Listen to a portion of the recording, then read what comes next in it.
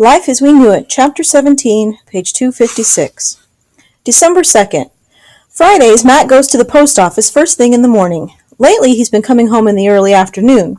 Even though the days are all gray, there's still a difference between daytime and night, and it gets dark very early now.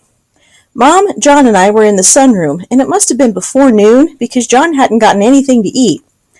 We had 2 oil lamps going because even in the daytime with the fire in the wood stove, we still need 2 lamps to have enough light to read by. John was the first one to notice. "Does it seem darker to you?" he asked. He was right. It was darker. First, we looked at the oil lamps to see if one of them had gone out. Then we looked at the wood stove. Mom tilted her head up. "It's snowing," she said. "The skylights are covered with snow." With the windows covered by plywood, we can't see what's going on outside. But since the only change in the weather for months has been the temperature, there hasn't been much need to see what's happening. The kitchen window is covered with plywood too, and we can't get to the windows in the dining room, so we all went to the living room to see what was happening. It must have been snowing for an hour or more. It was coming down at a furious pace. As soon as we realized it was snowing, we also realized the wind was blowing. "It's a blizzard," John said. "We don't know that," Mom said.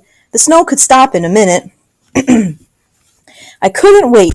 I grabbed my coat and ran outside. I would have done the same for rain or sunlight. It was something different, and I had to experience it. John and Mom followed me. "The snow looks weird," John said. "It's not quite white," Mom said. That was it. It wasn't dark gray like the piles of plowed snow in March, but it wasn't pure white either. Like everything else these days, it was dingy. "I wish Matt were home," Mom said, and for a moment I thought she meant that she wished she could share the moment with him, the excitement of snow, but then I realized she was worried about him getting home. The post office is about 4 miles from here, which isn't that far if you're biking, but could take a long time to walk, especially in blizzard conditions. "You want me to go get him?" John asked. "No," Mom said. "He's probably on his way home now. And it's not like he'll get lost. I'd just feel better if he were home." "One good thing," I said. "If there's any kind of accumulation, we'll have a water supply." Mom nodded. "Johnny, get the barrels and the garbage cans and put them outside," she said. "We can collect snow in them."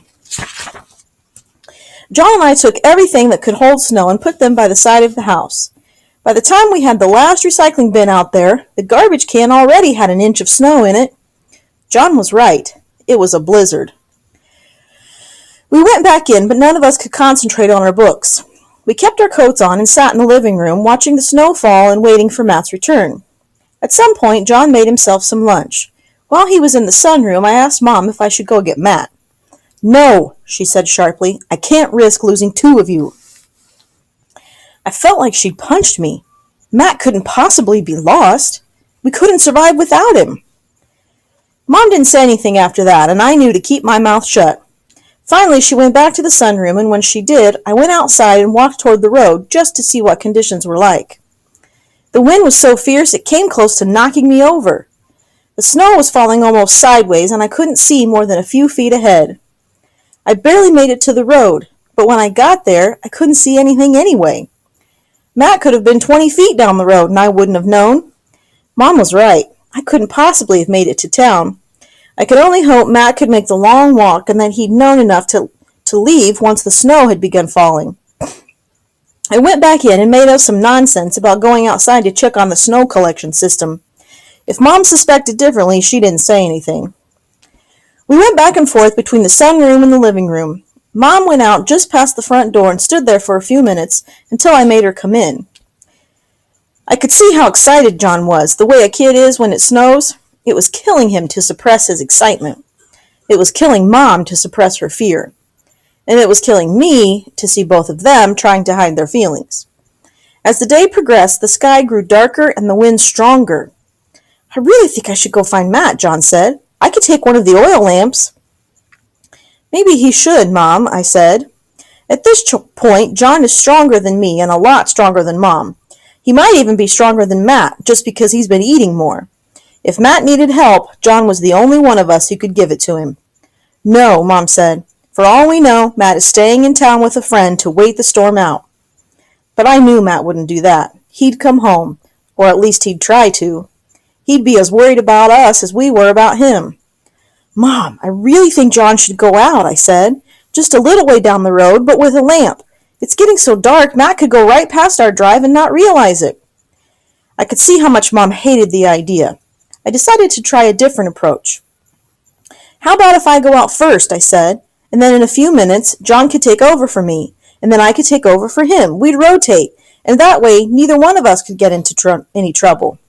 Yeah, Mom, John said. I'll go first. Send Miranda out in a few minutes.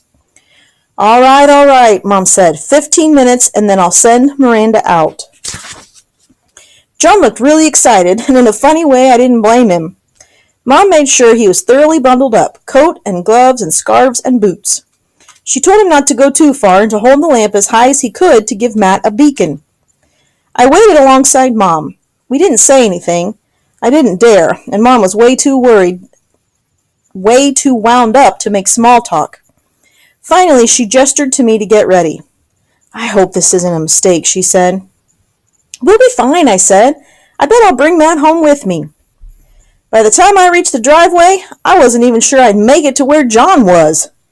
It didn't seem to matter how many layers of clothes I had on. The wind was so fierce it cut right through everything. I especially felt it on my face. I put the scarf over my mouth and nose, but even so, my face burned with the cold. The snow and the darkness made it impossible for me to see anything, except what the lamp illuminated. I stumbled several times, and the wind blew me over twice. The snow seeped through my pants, and even my long johns grew cold and wet. At one point, I pulled the scarf away from my mouth so I could gulp air, but I fell into the snow and swallowed a mouthful, which got me coughing. I wanted to give up and go back to the sunroom, to the wood stove, but John was out there waiting for me to relieve him. My idea. My big, bright idea. I have no idea how long it took me to get to John. He was jumping up and down, the light swinging wildly. You stay warmer that way, he told me. I nodded and told him to go back to the house. I gestured toward where I remembered the house to be. Tell Mom I'm fine, I said, even though we both knew it was a lie. I'll be back in a few minutes, he said. I watched as he began trudging back, but in a minute or two I couldn't see him anymore, even though I knew he wasn't very far away. As I stood out there, I began laughing at myself, at how desperate I'd been to be alone. Now I was alone as any human being could be, and all I wanted was to be back in the sunroom with Matt and Johnny and Mom and Horton all taking up space. I knew I'd be okay as long as I stayed put. I wasn't going to get lost, and Mom would see to it I wasn't out long enough to freeze to death or even to get frostbite. The only one of us in danger was Matt. But with the wind whipping around and the snow blinding me and my entire body freezing from the cold and the damp, it was hard to feel safe and secure. In addition to everything else, I was hungry. I'm always hungry, except right after supper, but I was hungry the way I get right before supper, so I figured it must be around 5. I realized John was right about moving around, so I jogged in place. I was doing okay until a gust of wind caught me off guard and I fell into the snow, and the oil lamp went out. It took all my strength, physical and emotional, to keep from hysteria. I told myself I'd be okay, that John would find me, that Matt would get home, and the lamp would be relit, that everything was going to be fine. But for a moment there, I felt as though I'd been thrown into a snow globe by some powerful giant, that I was a prisoner and would never be free. I felt as though the world really was coming to an end, and even if Matt made it home, we would all die anyway. There was no point getting off the ground. I sat there, holding on to the useless lamp, waiting for Johnny, waiting for Matt, waiting for the world to finally say, that's enough, I quit. Miranda? Was it Matt? Was it the wind? Was it a hallucination? I honestly didn't know. Miranda! Matt, I said, struggling to get up. Matt, is that really you? What are you doing here? He asked, and the question was so dumb but so reasonable I burst out laughing.